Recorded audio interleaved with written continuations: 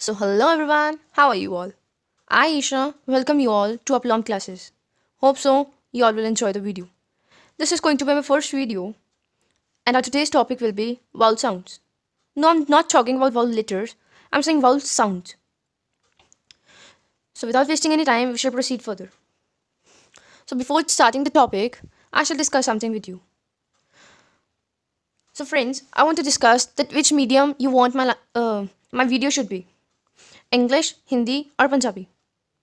I asked the same question to my students as well, and they all demanded the video should be on Hindi medium. They demanded the video should be in Hindi medium. They were saying कि ma'am अगर हमें English आती होती तो हम book में से ही ना पढ़ लेते. मेरे अकॉर्डिंग वो सही भी है. इंग्लिश आती होती तो बुक में से ना पढ़ लेते, वीडियो की क्या ज़रूरत थी. तो देखो, इंग्लिश भी मीडियम नहीं होगा फिर हमारा. बात आ गई पंजाबी पे.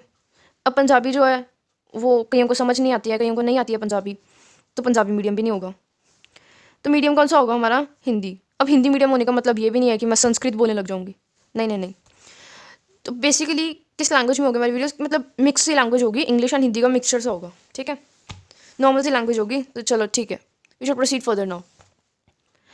तो हम ना वाउल साउंड्स के बारे में डिस्कस करने से पहले ना एक चीज़ पूछती हूँ मैं. क्या आपने स्वर अक्षर पढ़े हैं हिंदी में? स्वर अक्षर कौन कौन से होते हैं? चलो यहाँ पे लिख देते हैं. अ, आ, इ, ई, उ, ऊ, ए, ओ. लो भाई लो. लो, तुम खुश रहने चाहिए. लो, री भी लिख लो. ओ, ओ. एक ये अनुस्वार भी होता है और एक ये विसर्ग भी होता है शायद. अरे शायद क्या होता है. तो देखो, यही होते हैं स्वर अक्षर. इसके अलावा और होते हैं कोई? नहीं, मैंने तो यही पढ़े हैं, यही होते हैं. देखो, अब जैसे हिंदी में स्वर अक्षर है ना, तो एक और बात बताती हूँ. जो ये है ना री, इसे हम स्वर अक्षर में तो गिनते हैं. मतलब अगर इंग्लिश में बोले तो स्वर वाउल लेटर्स में तो हम इन्हें गिनते हैं. री को हम वाउल लेटर में तो कंसीडर करते हैं, लेकिन वाउल साउंड में हम कंसीडर नहीं करते हैं री को. Is it shocking?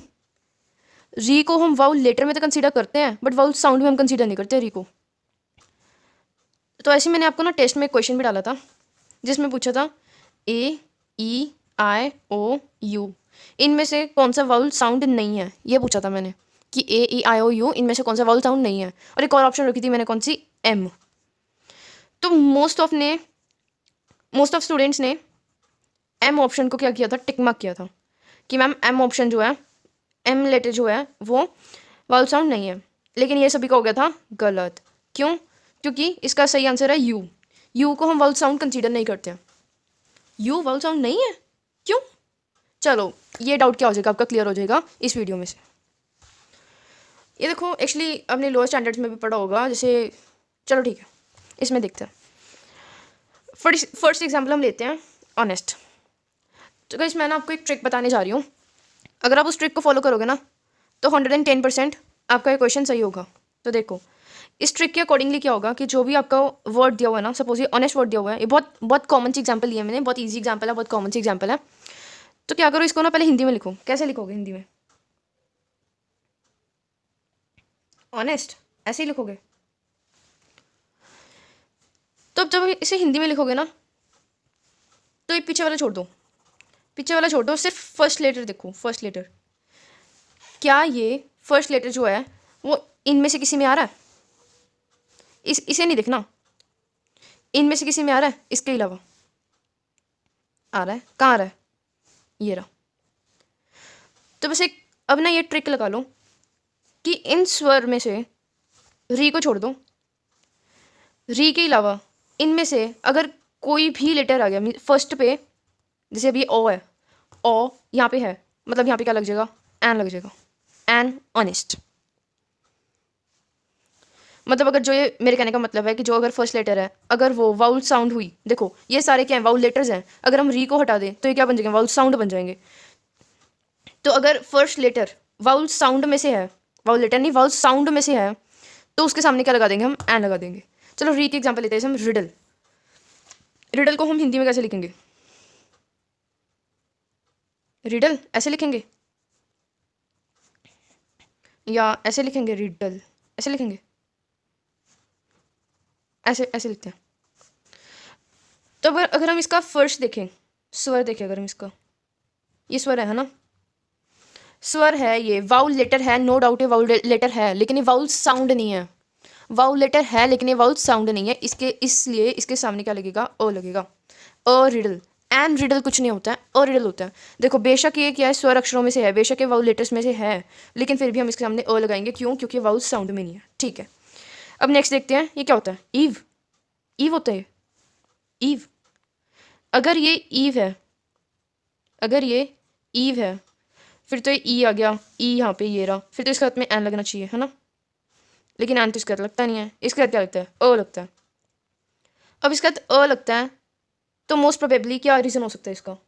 इसका रीज़न है कि हमारी प्रोनाउंसिएशन स्किल्स गलत है। इसको हम ईव नहीं प्रोनाउंस करते, हम इसको क्या करते हैं, यू। क्या कहते हैं हम इसे, यू। होता क्या है ये? शीप के बारे में सुना कभी, शीप?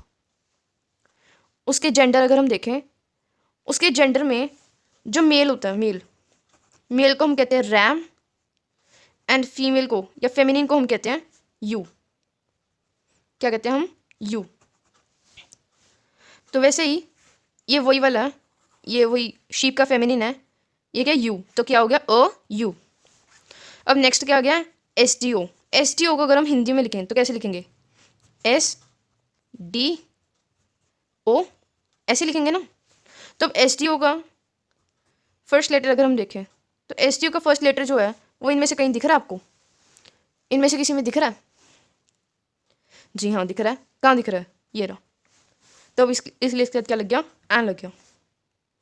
बस एक बात याद रखना, री को छोड़ के अगर ये वाले अक्षर आपको कहीं दिख जाए ना, किसी भी, देखो ट्रिक क्या है, इंग्लिश वर्ड है, हिंदी में कन्वर्ट करो, हिंदी में कन्वर्ट करने के बाद फर्स्ट लेटर अगर आपको वाउल साउंड में से दिख जाए, मीन्स री के अलावा इनमें से कोई भी चीज़ उसके सामने आगे लगी हो, तो उसके साथ में आंखें बंद करके क्या लगाना है, एन लगाना है, नहीं तो क्या लगाना है, ओ लगाना है।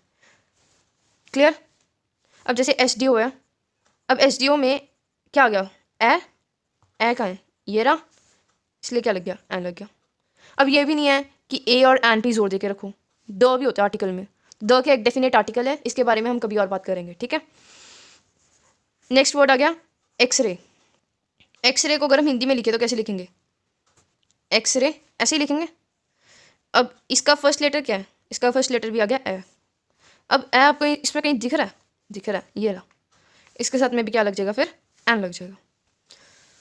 अब देखो नेक्स्ट आ गया ईयर। ईयर होता है ना, ईयर, ईयर कहते हैं ना इसे। भाई अगर इसे ईयर कहते होते तो इसके साथ एन ना लगता, लेकिन एन तो इसके साथ नहीं लगता। तो भी एन नहीं लगता है, इसका भी सेम कारण है जो ये यू वाला कारण था। क्या कारण है इसका, कि हमारी प्रोनाउंसिएशन स्किल्स गलत है। तो प्रोनाउंसिएशन स्किल्स गलत होने का मतलब क्या हुआ, कि हम इसे ईयर नहीं कहते, ईयर नहीं कहते। भाई हम तो ना छोटी क्लासेस से इसे ईयर ईयर पढ़ने लगे हैं, आप कह रहे हो ईयर नहीं कहते हैं। अब ये भी तो देख लो ना, एन नहीं लगता इसके साथ में, मतलब प्रोनाउंसिएशन गलत है हमारी। इसके साथ में क्या लगता है, अ लगता है। अब अ लगता है तो मतलब मोस्ट प्रोबेबली इनमें से कोई भी वाउल साउंड जो है वो इसके स्टार्टिंग में नहीं आती होगी। तो हाँ नहीं आती, तो इसको कहते क्या है, इसको कहते हैं हम ईयर। क्या कहते हैं हम इसे, ईयर। तो तभी कहते हैं भाई अपने प्रोनाउंसिएशन स्किल्स भी ना सही रखा करो। देखो प्रोनाउंसिएशन सही होगी तो वाउल साउंड सही आएंगी, वाउल साउंड सही आएगी तो आर्टिकल सही लगेगा, आर्टिकल सही लगेगा तो आपके ग्रामर में नंबर आएंगे, ग्रामर में नंबर आएंगे तो आप सेटिस्फाई हो जाओगे। ठीक है, तो अगर आपको ग्रामर में नंबर चाहिए तो बेसिकली प्रोनाउंसिएशन स्किल सीखनी पड़ेंगी। देखो ये आ गया ईयर। अब ईयर में इसका जो हम फर्स्ट लेटर देखें, तो फर्स्ट लेटर क्या क्या है इसका, यो है ना इसका फर्स्ट लेटर। अब इनमें से आपको किसी में यो दिख रहा है, ध्यान से देखो, इफ़ यू वांट तो मैं कॉपी उठा लेती हूँ, देखो ध्यान से देखो, यो दिख रहा है, यो नहीं दिख रहा ना, अरे मुझे भी नहीं दिख रहा, नहीं आपकी आईसाइट सही है, बिल्कुल सही है, मुझे भी नहीं दिख रहा। ये देखो ये नहीं है तो इट मीन्स क्या लग गया इसके साथ, ए लग गया। ठीक है, तो इतना ही था ये vowel sounds. I hope so कि क्लियर हो गया होगा। अगर कोई डाउट है then you are free to ask in the comment section, I will definitely reply. So अगर आपको वीडियो अच्छी लगी then do like, share and comment, and don't forget to subscribe my channel. Thank you.